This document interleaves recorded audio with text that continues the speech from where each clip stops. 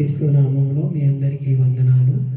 నా దేవుడు మిమ్మల్ని మీ కుటుంబాలు నిండారులుగా దీవించునుగాక. ఈరోజు రేపు జరగబోయే ఆరాధనలన్నీ కూడా జయచారంగా జరిగించాలని, ఆయన రక్త మాంసాల్లో పాల్గొన్న బిడ్డలందరూ కూడా ఈ రాత్రికాల సమయంలో యోగ్యమైన పాత్రలుగా సిద్ధపడాలని దేవుడి సంకల్పమై ఉన్నది. ఆయన రాకడెప్పుడు వస్తుందో మన పోకడెప్పుడు వస్తుందో తెలియదు. అప్పటి వరకు కూడా ఇది నీతి యావత్తు ఇది జరగాలని ఉన్నది. కాబట్టి దాన్ని జరిగించేవారు మాత్రమే నాతో ఉంటారు, నాలో ఉంటారు, నేను ఎక్కడుంటే అక్కడ ఉంటారని దేవుడి ప్రణాళిక అయి ఉన్నది. ఆ ప్రణాళికను మనము పాటించే వారంగా ఉండాలి. మనం దాన్ని ఎప్పుడైతే పాటిస్తామో దేవునికి ఇంకా దగ్గర సంబంధం కలిగి ఉంటాం. ఈరోజు రేపు జరగబోయే ఆరాధనలన్నీ జయకరంగా జరిగించాలని అందరూ ప్రార్థన పూర్వకముని యోగ్యమైన పాత్రలుగా ఉంటాం. ఇవాళ ఒక వాక్యాన్ని చదువు. యోహాను సువార్త 18వ అధ్యాయము 37వ వచనాన్ని నేను చదువుతున్నాను. అందరూ కూడా బైబిల్ ఉంటే తీసి చదవండి. 37, 38, 16వ అధ్యాయము 18వ అధ్యాయము 37, 38 కూడా. అందుకు పిలాతు, నీవు రాజువా అని అడగగా, యేసు నువ్వన్నట్టే నేను రాజుని. అందుకు నేను రాజుని, సత్యమును ఊర్చి సాక్ష్యం ఇచ్చుటకు నేను పుట్టి తిని, ఇందు నిమిత్తమే ఈ లోకమునకు వచ్చి తిని, సత్య సంబంధైన ప్రతివాడు నా మాట వినుననెను. అందుకు పిలాతు సత్యమనగా ఏమిటని ఆయనతో చెప్పెను. పిలాతు అంటే ఆ రోమా సామ్రాజ్యానికి అధిపతి. ఆయన ఒక ప్రధానమంత్రి. ఆయనను సిలువ వేయటానికి తీసుకొస్తారు. అందరూ కూడా ఆయన్ని హేళన చేయటం, ఆయనలో ఏ తప్పు లేకపోయినా ఆయన సిలువ వేయండి, సిలువ వేయండి, సిలువ వేయండి అని కేకలు వేశారు. కేకలు వేసింది ఎందువలన కేకలు వేశారు? ఆయన రాజుని అన్నాడని. ఆ రాజు అంటే నువ్వు తప్ప మాకెవరో రాజు లేరు, ఈ దేశంలోనే రాజులు ఎవరో లేరు, నువ్వు తప్ప మాకు రాజు లేరు, రాజు అన్నవాడు మరణపాత్రుడు అవ్వాలని మేము ఇతన్ని పట్టుకొచ్చి నీకు చూపించామని ఆయన ఎదుట అడుగుతారు. అడిగినప్పుడు ఆయన అడిగే సాక్ష్యం ఇదే, నీవు రాజువా అని అడుగుతాడు. ఆయన నువ్వన్నట్టే నేను సత్యమును గూర్చి సాక్ష్యం ఇచ్చుటకే ఈ లోకానికి వచ్చానని చెప్తాడు. ఎందుమూలాన ఇది ఈ లోకమైన సంబంధమైన రాజ్యం అయింది కాదు, పరలోక సంబంధమైన రాజ్యం. కాబట్టి పరలోకానికి రాజ్యాన్ని చెప్పాడేని తప్ప ఈ లోకానికి నేను రాజునని చెప్పల. అదే పట్టుకొని వాళ్ళు సిలువ వేయండి, సిలువ వేయండి అన్నారు. ఆయన అప్పచెప్పారు. సత్యం అంటే ఏమిటని ఆయన అడిగారు. ఆయన ఏం సమాధానం చెప్పాలి? సత్యం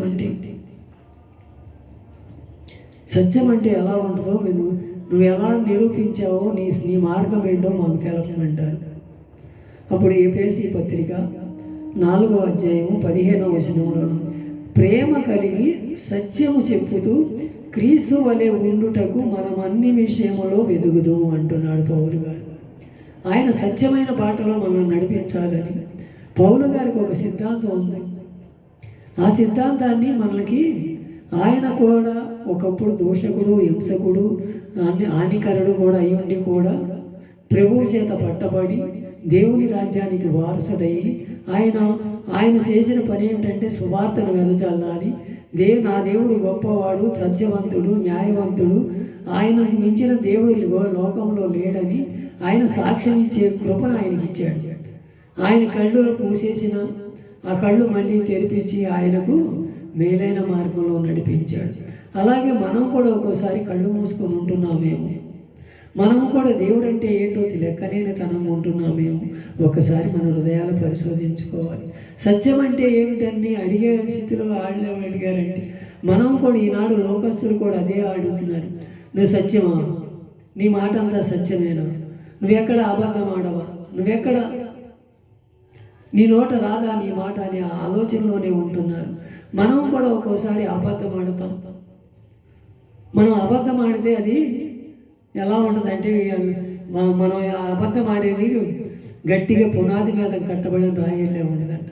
మనం ఆ అబద్ధం అనేది మనల్ని మనల్ని ఒకసారి పాతాళంలో దించుద్దంట ఆ రాయిని. ఆ రాయితో సముద్రంలో పడవేయబడునని చెప్తాడు. మనం అబద్ధం ఆడే పెదవులు మన నోట ఉన్నాయేమో, మనం అబద్ధం ఆడితే ఆయన దేవుడు అసహించుకుంటాడని అనుకోకుండా మనం అందరికీ మనమే అబద్ధం ఆడతానేమేమో, సత్యములో మనం నడవలేకపోతున్నామో ఒకసారి మన హృదయాలు పరిశోధించుకోవాలి.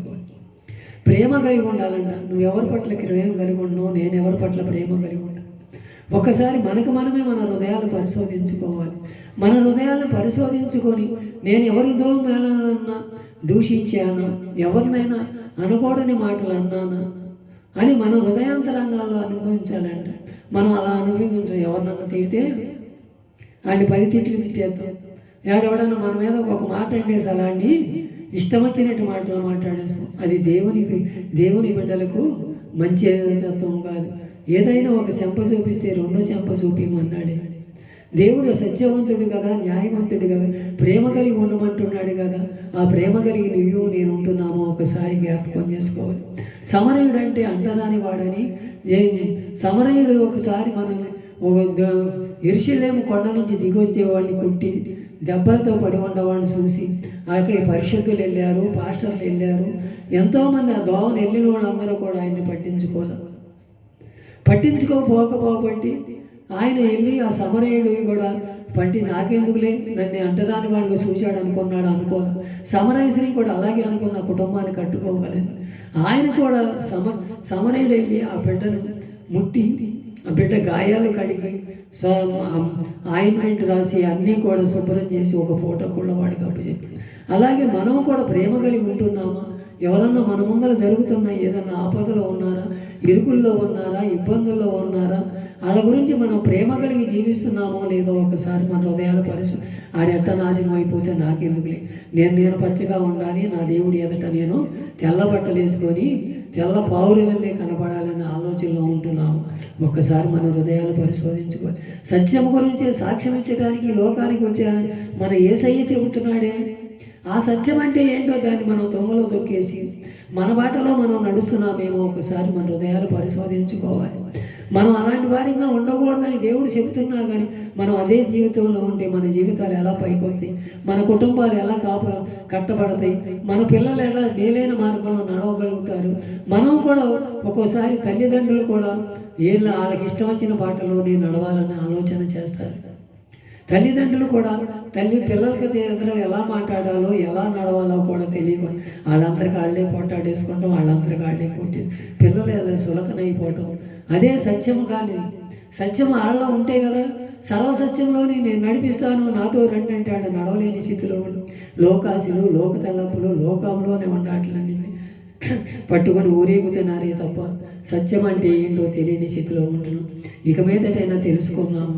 సత్యం అంటే ప్రేమ కలిగి, ఒకరికొకరు ఆప్యాయత కలిగి, ఒకరికొకరు ఆదర్శించుకుంటూ, ఒకరికొరకు పులిగొలుపుకుంటూ, ఎవరైనా రోగాల్లో ఉన్నారా, ఇబ్బందుల్లో ఉన్నారా వాళ్ళని పరామర్శించి మంచి మాటలు చెప్పాలి.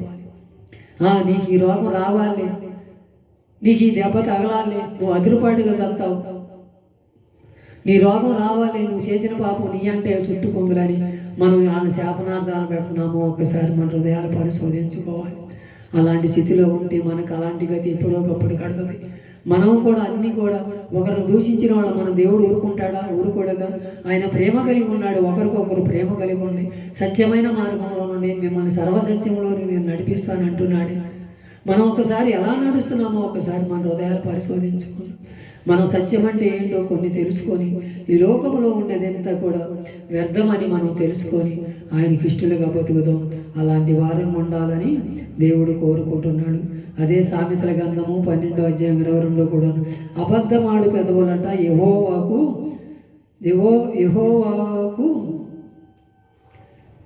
ఏమనంట సత్యవర్తులే ఆయనకి ఇష్టలంట. యెహోవాకి ఎవరు ఇష్టలంట?